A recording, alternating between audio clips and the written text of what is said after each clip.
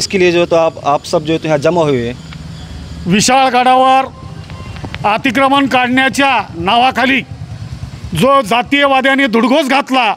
आणि त्या धुडगुसामध्ये त्या ठिकाणी असणारा मुस्लिम समाज, त्यांचे व्यवसाय, त्यांचं घर एवढंच नव्हे तर तिथं असणारी मस्जिद याचंही नुकसान केलं। या नुकसानीचा आम्ही सर्व जाती धर्माच्या वतीने व सर्व पक्षाच्या वतीने सर्वप्रथम आम्ही जाहीर निषेध करतो व शासनाला व माननीय मुख्यमंत्र्यांना विनंती करतो की या हरामखोरांनी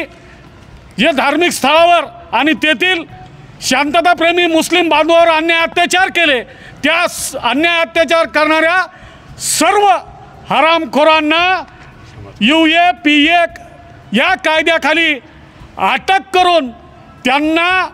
कडक शासन झालं पाहिजे अशी वंचित बहुजन आघाडी व बौद्ध समाजाच्या वतीने मी आज ही मागणी करतो।